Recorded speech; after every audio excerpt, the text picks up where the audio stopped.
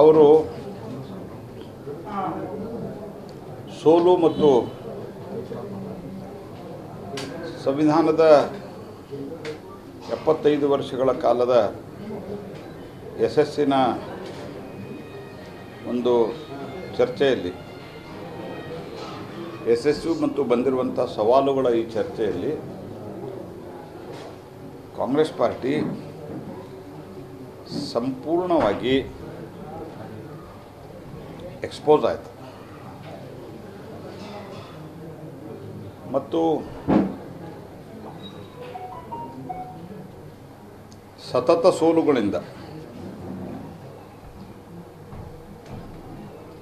ತೀವ್ರ ಹತಾಶೆಗೊಂಡಿದೆ.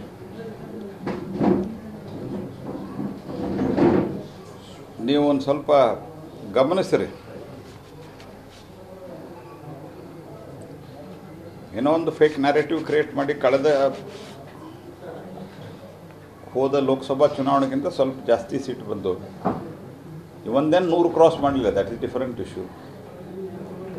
ಅದಾದ ನಂತರ ಅವರು ಗೆಲ್ತೀವದಂತ ಹರಿಯಾಣದಲ್ಲಿ ಹೀನಾಯವಾಗಿ ಸೋತರು.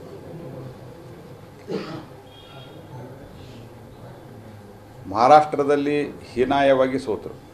ಅಲ್ಲಂತೂ ಉದ್ಧವ್ ಶಿವಸೇನಾದಕ್ಕಿಂತ ಕಮ್ಮಿ ಆದರು. ಒಂದು ರಿಕಗ್ನೈಸ್ಡ್ ಅಪೋಸಿಷನ್ ಪಾರ್ಟಿನೂ ಆಗಲಿಲ್ಲ.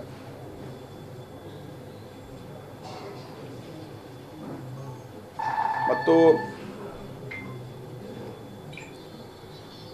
ಜಾರ್ಖಂಡದಲ್ಲಿ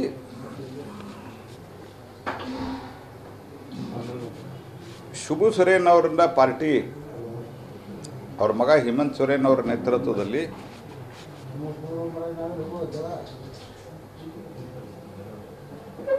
ಅವ್ರ ಜೊತೆಗೆ ಹೋದದ್ದಕ್ಕೆ ಒಂದು 10-12 ಸೀಟ್ ಬಂದು. ಜಮ್ಮು ಕಾಶ್ಮೀರದಲ್ಲಿ ಇವರನ್ನು ಜನ ಕ್ಯಾರೆ ಅನ್ನಲಿಲ್ಲ.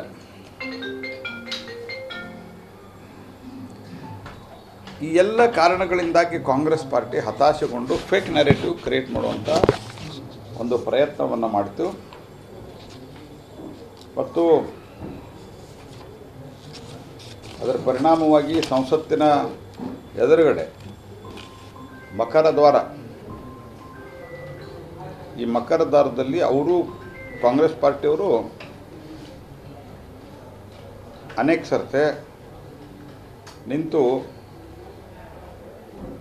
ಅವರು ತಮ್ಮ ಪ್ರತಿಭಟನೆಯನ್ನು ದಾಖಲು ಮಾಡ್ತಾ ಇರ್ತಾರೆ. BJPಯವರು ನಮ್ಮ ಸಂಸತ್ ಸದಸ್ಯರು, ನಾವ್ಯಾರು ಮಂತ್ರಿಗಳಲ್ಲಿ ಆ ಪ್ರತಿಭಟನೆ ಸಂದರ್ಭದಲ್ಲ, ನಂತರ ನಾವು ತಕ್ಷಣ ಹೋದ್ವಿ.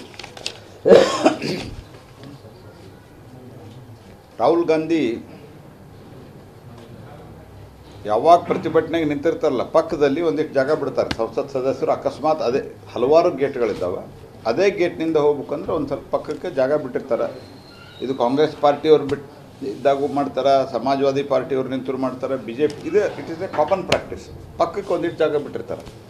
ಆದರೆ ಈಗ ನೀವೇನು ನಿಂತಿರಲ್ಲ, ಹಿಂಗೆ ಮಧ್ಯದಿಂದ ಆಯ್ದು ಹೋಗ್ಬೇಕಂದು ಬಂದರು. ಆದರೂ ಸಹಿತ ಅಲ್ಲಿದ್ದರಂಥ BJPಯ MPಗಳು ತಕ್ಷಣ ಎಚ್ಚೆತ್ಕೊಂಡು ಪಕ್ಕಕ್ಕೆ ದಾರಿ ಬಿಟ್ಟರು. ಯಾವಾಗ ಏನೂ ಮಾಡಲಿಕ್ಕೆ ಸಾಧ್ಯವೇ ಆಗಲಿಲ್ಲ, ಆವಾಗ ಸಂದೀಪ್ ಪಾತ್ರ ಅವರಿಗೆ ಮಣಕಟ್ಟಿನಿಂದ ಗುಮ್ಮಿದರು. ಮತ್ತು ಅಲ್ಲಿ ಮುಖೇಶ್ ರಾಜ್ಪೂತ್ ಅನ್ನೋರನ್ನು ತಳ್ಳಿದರು. ಅವ್ರು ಹೋಗಿ ಒಬ್ಬ ರಿಲೇಟಿವ್ಲಿ ತುಲನಾತ್ಮಕವಾಗಿ ವಯಸ್ಸಾದಂಥ ಒಂದು 70-72 ವಯಸ್ಸಾಗಿರುವಂಥ ನಮ್ಮ ಒಡಿಶಾದ MP ಅವರ ಮೇಲೆ ಬೀಳ್ತಾರೆ. ಅವರು ಕೆಳಗೆ ಬಿದ್ದು ತೀವ್ರವಾಗಿ ಗಾಯ ಆಗ್ತದೆ. ಈ ಮುಖೇಶ್ ಅವರು ಕೆಳಗೆ ಬೀಳ್ತಾರೆ, ಅವ್ರದ್ದು BP ವೆರಿಫಿಕೇಷನ್ ಆಗಿ ತಲೆಗೆ ಪಟ್ಟಾಗ್ತದೆ, ಅವ್ರಿಗೆ ಸ್ಟಿಚ್ ಹಾಕಿದ್ದಾರೆ. ಅಂದರೆ ಕಾಂಗ್ರೆಸ್ ಪಾರ್ಟಿ ಒಂದು ರೀತಿಯಲ್ಲಿ ಹತಾಶೆ ಆಗಿದೆ.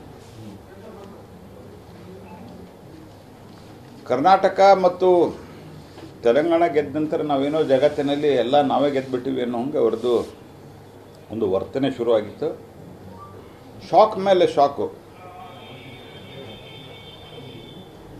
ಸತತವಾಗಿ ಲಾಂಚ್ ಆಗ್ತಾ ಇರುವಂಥ ರಾಹುಲ್ ಗಾಂಧಿ ಫೇಲ್ ಆಗ್ತಾ ಇರೋದ್ರ ಬಗ್ಗೆ ಹತಾಶರಾಗಿ ಫೇಕ್ ನ್ಯಾರೇಟಿವನ್ನು ಅವರು ಪ್ರಸ್ತುತಪಡಿಸುವಂಥ ಪ್ರಯತ್ನವನ್ನು ಮಾಡ್ತಾ ಇದ್ದಾರೆ. ಕಾಂಗ್ರೆಸ್ ಪಾರ್ಟಿ ಪಂಡಿತ್ ನೆಹರು ಅವರ ಕಾಲದಲ್ಲಿ ಅತ್ಯಂತ ಘೋರವಾದಂಥ ಅಪಮಾನವನ್ನು ಡಾಕ್ಟರ್ ಬಾಬಾ ಸಾಹೇಬ್ ಅಂಬೇಡ್ಕರ್ ಅವ್ರಿಗೆ ಮಾಡಿದೆ. ಇವು ಇತಿಹಾಸದಲ್ಲಿ ರೆಕಾರ್ಡ್ ಇವೆ. ಅವು ಸಂವಿಧಾನ ಸಭಾಕ್ಕೆ ಅವರನ್ನು ಚುನಾಯಿತರಾಗಿ ಬರಲಿಕ್ಕೆ ಬಿಡಲಿಲ್ಲ. ಆನಂತರ ಅವತ್ತಿನ ಜನಸಂಘ ಇತ್ಯಾದಿಗಳ ಸಪೋರ್ಟ್ನಿಂದ ಅದಾಯಿತು. ಅದಾದ ನಂತರದ ದಿವಸಗಳಲ್ಲಿ ಅವರು ಸಂಘ ಪರಿವಾರದ, ಜನಸಂಘ ಅಲ್ಲ ಸಂಘ ಪರಿವಾರದ ಇದರಲ್ಲಿ ಅವರು ಸಪೋರ್ಟ್ ಇನ್ ದ ಸೆನ್ಸ್ ಹಿಂದಿನಿಂದ ಬೆಂಬಲ ಕೊಟ್ಟು ಮಾಡಿದರು. ಅದಾದ ನಂತರ ಇಲೆಕ್ಷನ್ದಲ್ಲಿ ಅವರನ್ನು ಸೋಲಿಸಿದರು. ನೆಹರು ಅವರ ಅಧಿಕೃತ ಪತ್ರವನ್ನು ನಾವು ಪ್ರೊಡ್ಯೂಸ್ ಮಾಡಿದ್ದೀವಿ. ಅದರಲ್ಲಿ ಅಂಬೇಡ್ಕರ್ ಅವರ ರಾಜೀನಾಮೆಯಿಂದ ಸರ್ಕಾರಕ್ಕೆ ಯಾವುದೂ ಲಾಸ್ ಆಗಲ್ಲ ಅಂತ ಹೇಳ್ತಾರೆ. ಅಂಬೇಡ್ಕರ್ ಕೇಳಿದ್ದೇನೋ, ಅಂಬೇಡ್ಕರ್ ಹೇಳ್ತಾರೆ, ನನಗೆ ಲಾ ಮಿನಿಸ್ಟ್ರಿ ಕೊಟ್ಟಿದ್ದೀರಿ, ಬಡವರ ಜನಸಾಮಾನ್ಯರ ಕಲ್ಯಾಣವನ್ನು ಮಾಡಲಿಕ್ಕೆ ಎಕಾನಮಿಕ್ ಮಿನಿಸ್ಟ್ರಿ ಯಾವುದಾದ್ರೂ ಕೊಡ್ರಿ ಅಂತ ಕೇಳ್ತಾರೆ. ಯಾವುದೇ ಲಾಭದಾಯಕ ಹುದ್ದೆ ಕೊಡ್ರಿ ಅಂತ ಕೇಳಲ್ಲ ಅವರು. ಇವತ್ತಿನ ಪಾಲಿಟಿಕ್ಸ್ದಾಗ ಇರುವಂಥದ್ದು ಎಕಾನಮಿಕ್ಕಿಗೆ ಸಂಬಂಧಿಸಿದಂತೆ ನೀತಿ ನಿರ್ಣಯಗಳನ್ನು ಮಾಡುವಂಥ ಕೊಡ್ರಿ. ಯಾಕಂದರೆ ಅವರು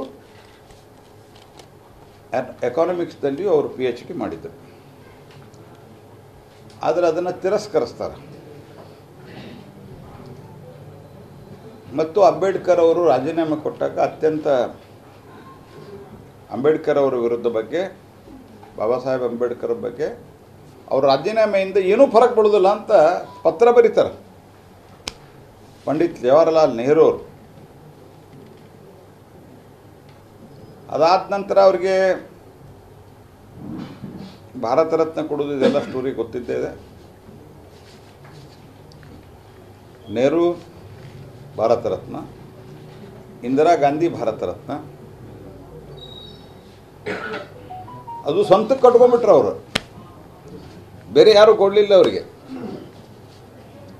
ಈ ಕೆಲವು ಕಡೆ ತಮ್ಮದ ಮೂರ್ತಿ ತಾವು ಮಾಡಿಸಿ ಹಾಕೊಂಡ್ಬಿಡ್ತಾರೆ ನೋಡ್ರಿ ಹಂಗೆ. ಮತ್ತಾದ್ಮೇಲೆ ಬೇರೆದವ್ರು ಬಂದ್ರೆ ನಾ ಸತ್ತ ಮೇಲೆ ನನ್ನ ಮೂರ್ತಿ ಯಾರು ಇಡ್ತಾರಿಲ್ಲ ಅಂತ ಅವ್ರ ಮೂರ್ತಿ ಅವರೇ ಇಟ್ಕೊಳ್ಳೋಂಥದ್ದು ಕೆಲವ್ರು ಮಾಡ್ತಾರೆ.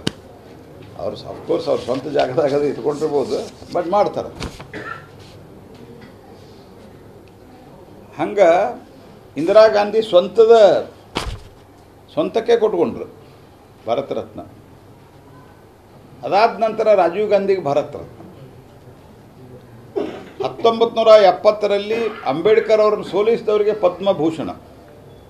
ಅವ್ರಿಗೆ ಯಾಕೆ ಕೊಟ್ರಿ ಅಂತ ಕೇಳ್ತಾ ಇಲ್ಲ, ನನ್ನದು ವಿಷಯ ಅಲ್ಲ. ಆದರೆ ಇವರಿಗೆ ಭಾರತ ರತ್ನ ಕೊಡಬೇಕಾದ್ರೆ BJP ಬೆಂಬಲಿತ ನಾನ್ ಕಾಂಗ್ರೆಸ್ ಸರ್ಕಾರ ಬರಬೇಕಾಯಿತು. ಪಾರ್ಲಿಮೆಂಟಿನ ಇತಿಹಾಸದಲ್ಲಿ ರಾಜೀವ್ ಗಾಂಧಿಯವರ ಸುದೀರ್ಘವಾದಂಥ ಭಾಷಣ,